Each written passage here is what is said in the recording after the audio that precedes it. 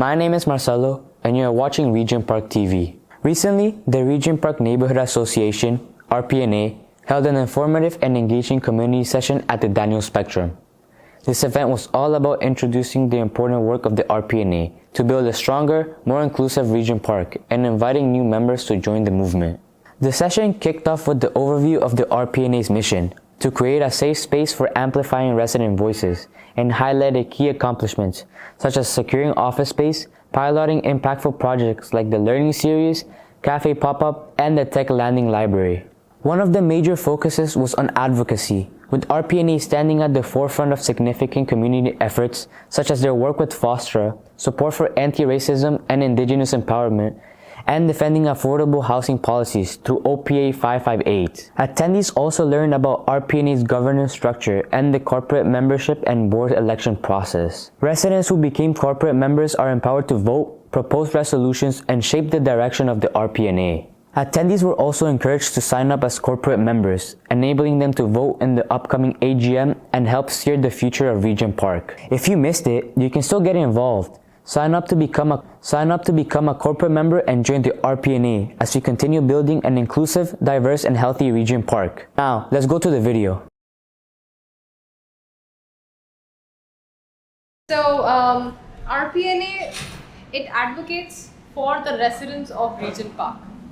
And what they do is they try to create a safe space where residents can advocate for whatever concerns that they have with tenancies or the safety and everything. And what Rpna does is it amplifies on issues that are important to the neighborhood and it takes action accordingly. That's the mission. And the vision is Rpna tries to also seek social cohesion and inclusion. So there is an cohesion between market residents and the TCHC tenants. So it's more united and there's one voice heard. This is the vision and the main objectives are advocacy, resident leadership, and communication. And the other thing what we do is we try to communicate whatever is happening through all the networks, that is Rpna through SDP, the Social Development Plan, and other community networks which are connected through the other grassroots organizations and small agencies here in Regent Park. So that is the main objective. And apart from that, now what I'm going to tell is about the Rpna as an organization. So as you can see, it has 4 committees, and during the introduction, people mentioned that they are from certain housing groups. So the main goal of Rpna is to have a 50-50 board membership, 50% of TCHC tenants and 50% of market residents. So currently, in last year we had 4 TCHC and 4 market residents, and this year currently we have 6 TCHC tenants and 6 market residents. We are aiming to have 6 market residents. Currently we are short of 2, and that is what we are aiming at. And the other thing is this big thing that you see over here. It's called corporate members. So this is what we are trying to achieve. What we are trying to do here is we want more members to come and be part of Regent Park Neighbourhood Association so they can get involved in the development of the organization, take part in community advocacy initiatives, projects, and it can be anything like that, something to do with the development of the community. So as a corporate member, there are some set of rules that has to be followed and responsibilities, which we will cover in the later slides. But for now, something to highlight with regards to what Rpna has done in terms of the advocacy work. Since I told you Rpna advocates for certain projects and initiatives, some of which are FOSTRA. FOSTRA is, RPNA is a member of this association, and they help in working for the Downtown East like kind of initiative, stakeholders. And the other thing is diversity and equity inclusion. As RPNA partnered with Daniels Corporation to address the anti-black racism. There was a news incident that happened a couple of years ago, and so they continue to support anti-racism and indigenous empowerment here in the community. And the other advisory committee initiative, what happened is a member of RPNA is also providing support in confronting anti-black racism at the advisory committee. So that's another one of the initiative that another member is performing. And with regards to OPA 558, RPNA was granted participant standing kind of a position, and they were successful with the other parties in defending the city's bylaw. So this is some of the advocacy works, and some of the projects that recently RPNA is working on, which was initiated last year, and some of it are continuing, and some are looking for additional grants for more continuation. One such project is called the Learning Series. So with the Learning Series, this was the main goal was to build capacity of Regent Park women entrepreneurs and help them to build their business. Basically, this helps in providing them knowledge and confidence on how to be an entrepreneur. This was one project which ran successfully, and the other project is the Café Pop-Up project, which happened last year. So as some of you also might have been part of this project, like some of the women over here, and you must have experienced having a cafe here at Daniel's living room last year and selling some of your food or like eatables that you were that your business provides. This is one of the project that happened, and the other project is the tech library. So this is another initiative that RPNA took forward. So here, this is something to give to the community, give access to the community to remove the digital divide. Some of them can't access or don't even have access to laptop or tab or even internet. So for this, to overcome this burden, RPNA has laptops and tablets that we provide as a loan. It's more like lending, like how a typical library works, where you go take a book. It's just like that, but over here you take a laptop instead, and you use it for certain days and you return it back, and you can renew your loan period again. So that's tech lending library.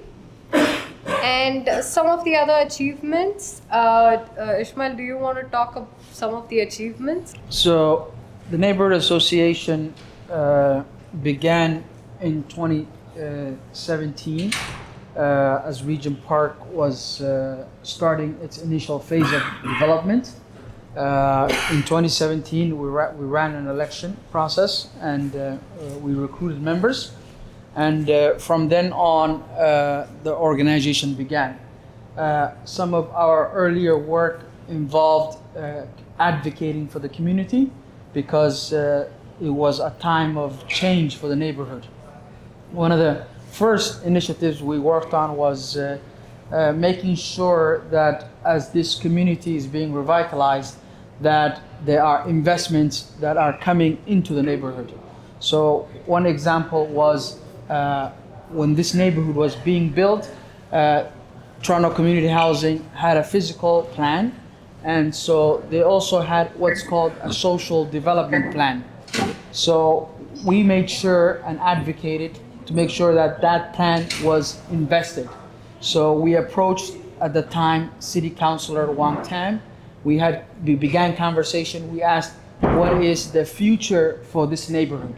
This neighborhood is going through a massive transformation. We have 100% Toronto housing. We are getting new residents in the community.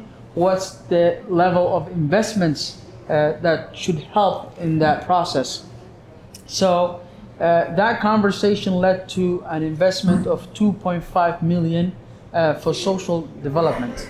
So this year, every year, $500,000 is allocated to spend on the neighborhood. So grassroots groups like youth programs, employment programs, safety programs are run on these investments. So today, the City of Toronto is releasing those funds so that any grassroots group in Regent Park can participate. So we've secured that.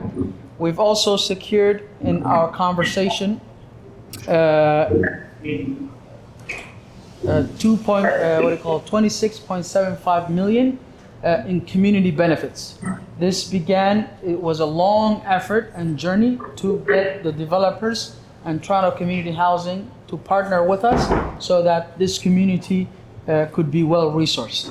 So after tense conversation and discussion, we secured 26.75 million for community benefits. So this will be spent on scholarships, employment, and other initiatives.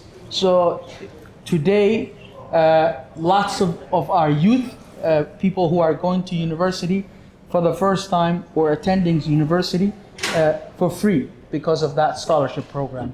So in the future years also, they're able to attend schooling for free because of the grants that come from this money. So if you know, if you have high school students who are going to university and want free tuition, they can apply to this program and get their education paid for. Also, this year they will be consulting residents. So they will be asking residents, we have 26 million, how would you like to spend that money? Do you want to spend it on employment? Do you want to spend it on safety? So they will consult the community and the community will decide based on community priorities where that money will be allocated.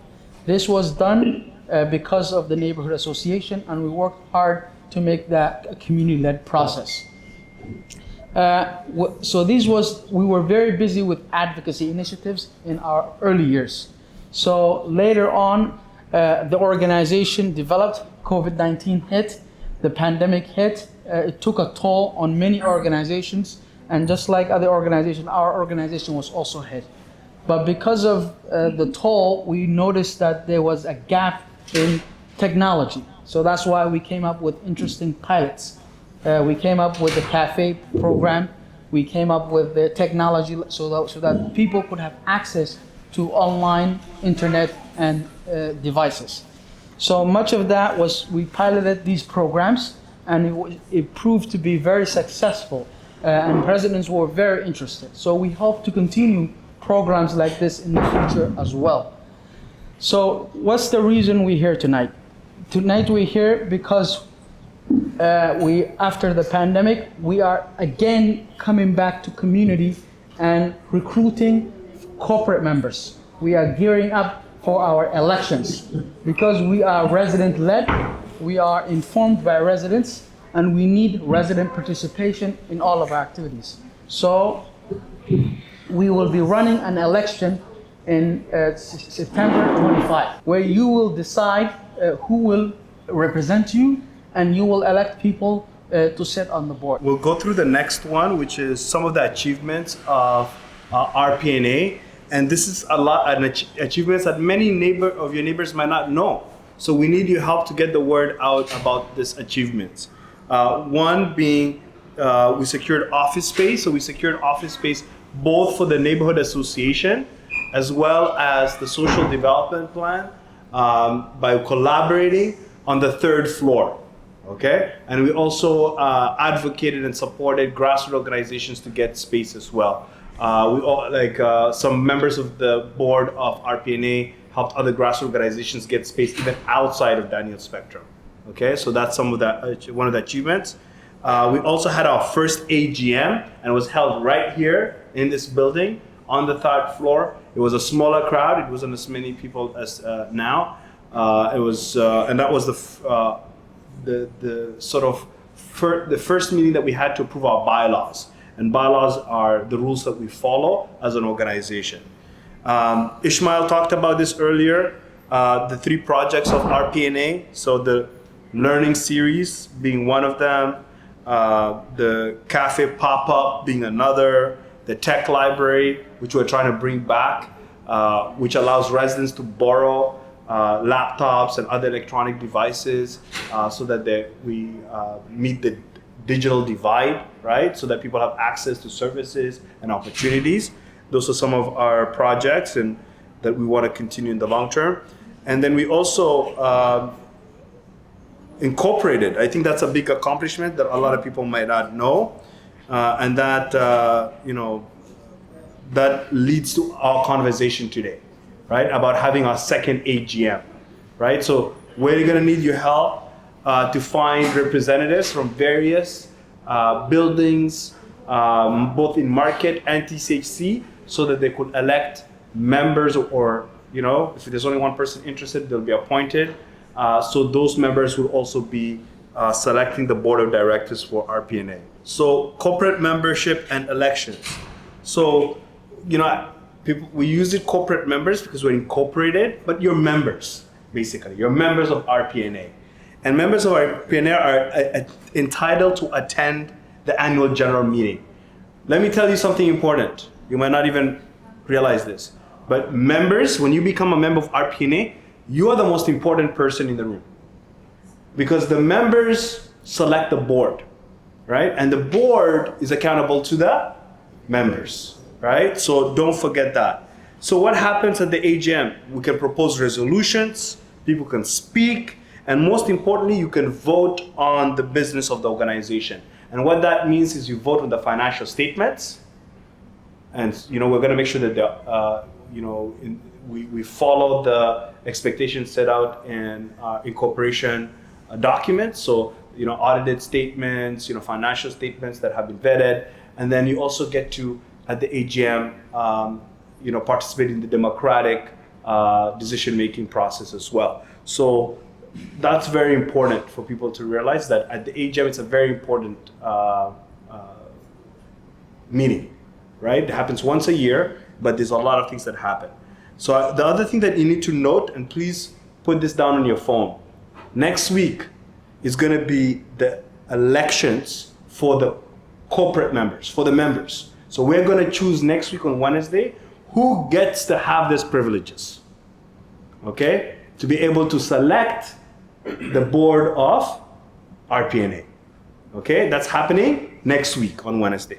So that's going to happen between 1 to 7. So residents will be able to come in and decide, right? So depending on who's nominated for what. So for example, my friend Phyllis, the grouping at 25 Wyatt, like the residents that live in what get to choose representatives, right? Folks who are living at Sister, which building are you in? Me? Yeah. 180. 180 Sackville. So you get to choose your representative, right? So all these buildings, all these constituencies get to select their reps, which is so important in the work that we do. So remember to vote next week from 1 to 7. So what we're going to be doing is we're going to be collecting nominations between now and then, okay? And then we're going to ask people to submit a 100-word statement of why you want to be a member of RPNA. Why do you want to be the representatives at the AGM, okay? So who can be a member? What are the requirements? Very simple. You have to be 16 years and older, okay?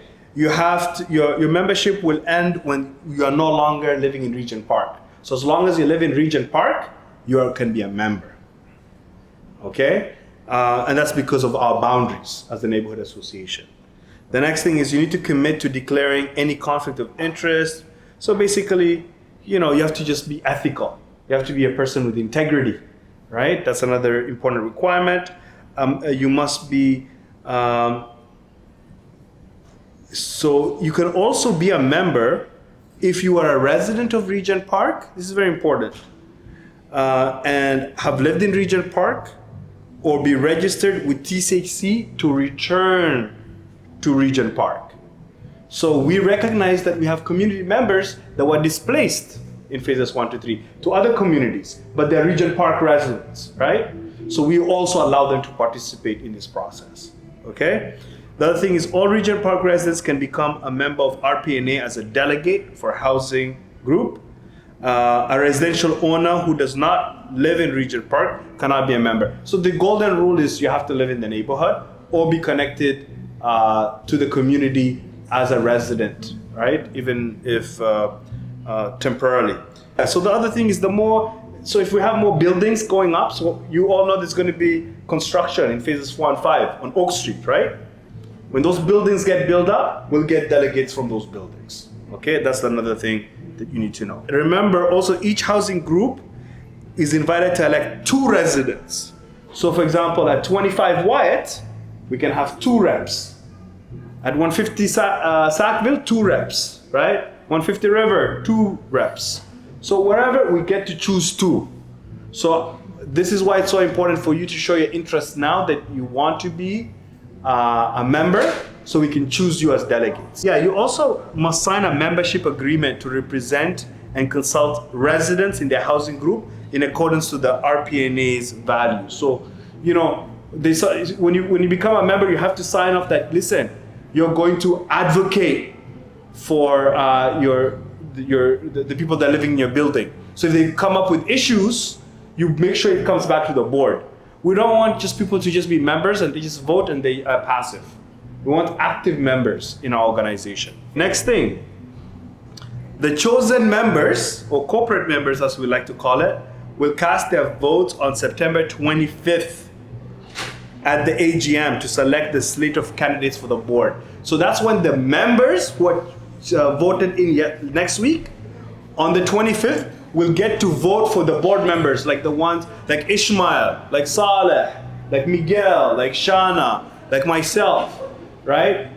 You get to participate in that process. You get to choose us, okay? So that's very important to know. The other important things that you need to be aware of is you get to approve the minutes of the AGM, you get to approve the financial statements and auditor report, including the selection of the auditor. And then if there's any changes to your bylaws, so they're called bylaws amendments, you get to approve it. So if the members don't approve it, it is not our bylaws. Isn't that amazing? It is.